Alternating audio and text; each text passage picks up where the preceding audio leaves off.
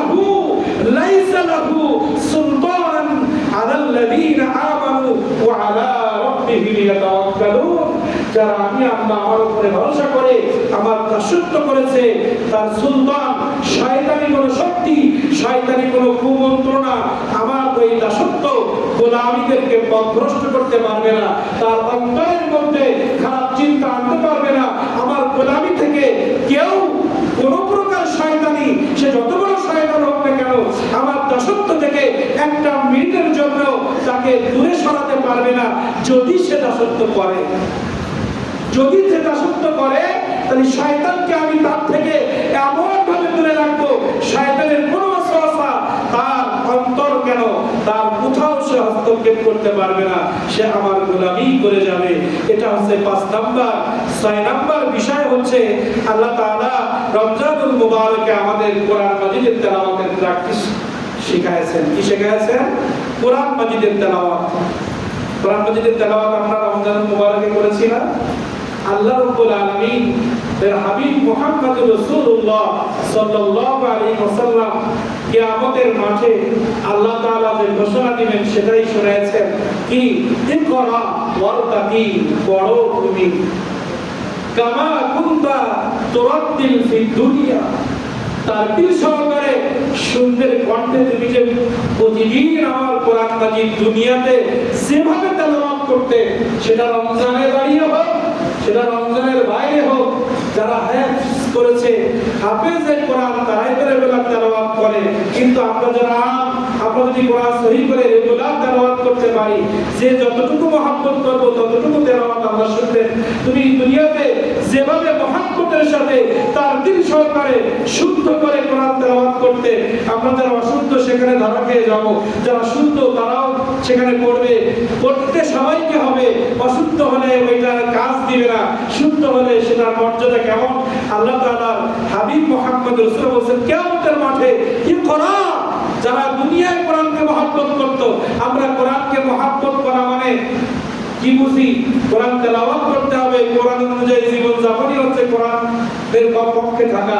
আমি কোরআনের পক্ষের লোক কিন্তু আমি তেলাওয়াত করি না, জীবন কোরআনের বাইরে চলে যাচ্ছে, এটা কিন্তু কোরআনকে মানা নয়। কোরআনকে মানে যে সহি শুদ্ধ হবে তেলাওয়াত করেছে, কোরআনকে মানেছে, কোরআন অনুযায়ী জীবন যাপন করেছে, এই ব্যক্তি যারা তেলাওয়াত করেছে দুনিয়ায়, তাদের বলবে ইকরা, তুমি পড়ো, ওয়ারতাকি কামা কুনতা তুরাত্তিল, তুমি যেমনি ভাবে দুনিয়ায় সুন্দর কণ্ঠে তেলাওয়াত করতে, ঠিক দুনিয়ার মধ্যে ফাইন্না মানসিলাকা ইনদা আখিরি আয়াতিহি তাকরাউহা, তোমার তেলাওয়াত যেখানেই শেষ হবে তোমার মর্যাদা সেখানেই চলে যাবে। যে যত বেশি আল্লাহকে তেলাওয়াত শোনাইতে পারবে, আল্লাহ বলেন তোমার মর্যাদা, তোমার মানজিল সেখানে দেওয়া হবে। দুনিয়ার মানুষ তোমার তেলাওয়াতের মর্যাদা দেয় নাই, তুমি তেলাওয়াত করেছিলে কিন্তু সেই মর্যাদা দুনিয়ার মানুষ তোমাকে দেয় নাই, আজকে তোমাকে দেওয়া হবে। তুমি পড়তে থাকো আর তোমার মর্যাদা আস্তে আস্তে উপরে উঠতে থাকবে। সেদিন মানুষ শুধু তাকিয়ে দেখবে, দুনিয়ার মানুষ তো এই তেলাওয়াতকারীকে মর্যাদা দেয় নাই, কিন্তু আল্লাহ তাআলা কি দিচ্ছে? তেলাওয়াতকারীর মর্যাদা কিয়ামতের মাঠে পৃথিবীর মানুষ দেখবে, কি মর্যাদা আল্লাহ তাদেরকে দিয়েছেন। আল্লাহ যতক্ষণ একটা হরফ পড়বে, একটা আয়াত পড়বে, তার মর্যাদা বাড়তে থাকে। সব থেকে উচ্চ আসনে, উচ্চ মর্যাদার চেয়ারে, উচ্চ মর্যাদার আসনে সেই বসবে যে কোরআন মাজিদ সহি শুদ্ধভাবে তেলাওয়াত করতে পারবে। আল্লাহ তাআলা আমাদের এই তেলাওয়াত করার তৌফিক দান করুন। কারণ রমজানুল মুবারক আমাদের শিক্ষা দিয়েছে শুদ্ধভাবে কোরআন মাজিদ তেলাওয়াত করা। তারপরে আমরা ধারাবাহিকভাবে শুনছিলাম রমজানের শিক্ষা, এটা 6 নাম্বার। আর আল্লাহ তাআলা আয়াতের মধ্যেই তো ঘোষণা দিয়েছেন ইন্নামাল মুমিনুনা লাযীনা ইযা যুকিরাল্লাহু, সূরা আনফালের 2 নম্বর আয়াতে আল্লাহ তাআলা বলেন আমার কোরআন যখন পড়া হয়, আমার কোরআন যখন সমাজের মধ্যে তেলাওয়াত হয়, আমার কোরআন তেলাওয়াত যখন কেউ শুনে, ইন্নামাল মুমিনুনা লাযীনা ইযা যুকিরাল্লাহু ওয়াজিলাত কুলুবুহুম ওয়া ইযা তুলিয়াত আলাইহিম আয়াতুহু যাদাতুহুম ঈমানা। দেখবেন রমজানের তেলাওয়াত যখন হয়েছে, অনেক মানুষ কেঁদেছে, অনেক মানুষ পালিয়েছে, অনেক মানুষ বিরক্ত বোধ করেছে। যারা কেঁদেছে, যারা শেষ পর্যন্ত থেকেছে, এরাই হচ্ছে কোরআন প্রেমী। কারণ কোরআন তেলাওয়াত অনেকের মানুষকে অন্য ছিল মিনাল কোরআন মা হুয়া শিফা, আল্লাহ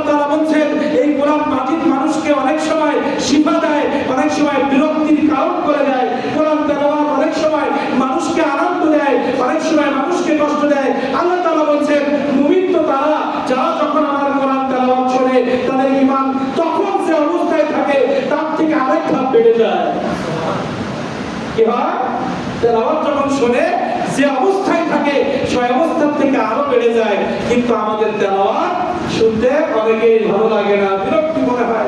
আমরা এই রমজানুল মুবারক আমাদের শিক্ষা দিচ্ছে কোরআনের সাথে সম্পর্ক করো, কোরআনকে বেশি বেশি মহব্বত করো, কোরআনকে সহি শুদ্ধভাবে তেলাওয়াত করো।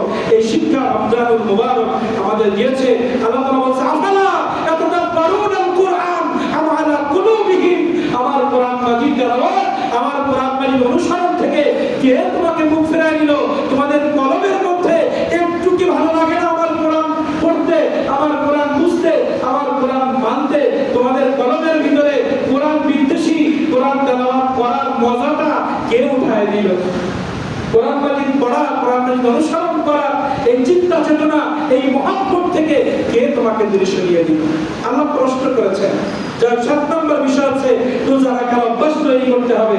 এই রমজানুল মুবারক আমাদের রোজা রাখার অভ্যাস প্র্যাকটিস, রোজা রাখার অভ্যাস আল্লাহ তাআলা আমাদের করে দিয়ে রোজা রাখতে পারি। কারণ আল্লাহ রাসূল শাওয়াল মাসের 6টি রোজা, যেটা প্রথম বলেছিলাম, 6টি রোজা রাখলে সারা বছর রোজা রাখার সওয়াব হবে। সারা বছর ধরে সে রোজা রাখলো এমন ব্যক্তি হিসেবে আল্লাহর কাছে সে পরিগণিত হবে। যদি আমলটা আমরা ধরে রাখার চেষ্টা করব। 8 নম্বর বিষয় হচ্ছে তাহাজ্জুদের নামাজ। এই বিষয়ে অনেক লম্বা একটা আলোচনা ছিল, কারণ রাসূল করিম সাল্লাল্লাহু আলাইহি ওয়াসাল্লাম বলেছেন আফদালুল সালাতি বাদাল ফরিদা সালাতুল লাইল, না ফরজ নামাজের পরে সবথেকে দামি নামাজ হচ্ছে কি নামাজ? রাতের নামাজ, তাহাজ্জুদের নামাজ। এই নামাজ সম্পর্কে আল্লাহ তাআলা সূরা বনী ইসরাঈলে ঘোষণা দিয়েছেন ওয়ামিনাল লাইলি ফাতাহাজ্জাদ বিহি নাফিলাতাল লাকা আসা আইয়াবআসাকা রাব্বুকা মাকামান মাহমুদা। হে রাসূল, আপনি অতিরিক্ত একটু কষ্ট করেন, তাহাজ্জুদের নামাজ আদায় করেন, আপনাকে আল্লাহ তাআলা অনেক মর্যাদা দান করবেন। আপনি একটু তাহাজ্জুদের নামাজ আদায় করেন। ইয়া আইয়ুহাল সূরা মুযাম্মিল, আল্লাহ তাআলা বললেন ইয়া আইয়ুহাল মুযাম্মিল কুমিল লাইলা ইল্লা কালিলা নিসফাহু আও ইনকুস মিনহু কালিলা। হে আল্লাহ রাসূল, আপনি রাতের শেষ অংশ হোক, মধ্য অংশ, নিসফাহু আও ইনকুস মিনহু কালিলা, আপনি অল্প একটু সময় মধ্যরাত থেকে বা তার একটু কিছু পরে আপনি একটু কিছু নামাজ আদায় করেন। এই দুইটা সূরার মধ্যে তাহাজ্জুদের কথা স্পষ্ট আছে। যদি আমরা তাহাজ্জুদের নামাজ আদায় করতে পারি আল্লাহ তাআলা আমাদেরকে ক্ষমা করবেন। কারণ লম্বা একটি হাদিসের মধ্যে রাসূল করিম সাল্লাল্লাহু আলাইহি ওয়াসাল্লাম বলেছেন প্রতিদিন তাহাজ্জুদের সময় প্রথম আসমানে এসে আল্লাহ তাআলা ঘোষণা দেন, কেউ আসো কি আমার কাছে ক্ষমা চাইবা, আমি ক্ষমা করব। কেউ আসো কি আমার কাছে রিজিক চাইবা, আমি রিজিক দিব। কেউ আসো কি দোয়া করো আমার কাছে, যা দোয়া করবে আমি সেটাই কবুল করব। এই প্রতিদিন শুধু রমজানের লাইলাতুল কদর নয়, শুধু 14ই শাবান নয়, শুধু ঈদের রাত নয়, প্রতি রাতে তাহাজ্জুদের সময় আল্লাহ তাআলা প্রথম আসমানে এসে আমাদেরকে ঘোষণা দিচ্ছেন। দেখেন সারা বছর ক্ষমার দোয়া আল্লাহ তাআলা খুলে রেখেছেন। কিন্তু রমজানুল মুবারক 14ই শাবান গুরুত্বপূর্ণ রাত বাদে সারা বছর যত রাত আছে এই রাতগুলো আমরা অন্যগুলো মাগরিব থেকে শুরু হয়, আর সারা বছর মূল বিষয়টা হচ্ছে মধ্যরাতের পর। এই সময় দুনিয়ার সব আদালত করত সবাই ঘুমিয়ে যায়, তখন আপনি আর আল্লাহ ছাড়া এর মধ্যে আর কোনো বাধা থাকে না। অন্য সময় ডাকতে গেলে কেউ স্ত্রী ডাকে, সন্তান ডাকে, মসজিদে মুসল্লি ডাকে, কিন্তু রাতের অন্ধকারে সন্তান বিরক্ত করে না, স্ত্রীও বিরক্ত করে না, প্রতিবেশীও বিরক্ত করে না, শুধুমাত্র আল্লাহ আর আমি। এজন্য এই সময়টা কবুল হয় বেশি। এজন্য অনেক আয়াত ছিল, হাদিস ছিল, সেগুলো না বলে আমি আলোচনা শেষ করছি। এই ছিল রমজানুল মুবারকে রোজা আদায় করার মাধ্যমে তাকওয়া অর্জন করা। এই 9টা অর্জন আল্লাহ তাআলা আমাদের করতে বলেছে রমজানুল মুবারক থেকে। আমরা যদি এই অর্জনটা আগামী রমজান পর্যন্ত ধরে রাখতে পারি আল্লাহ তাআলা আমাদেরকে জান্নাতের ঘোষণা দিয়েছেন। আখির দাওয়ানা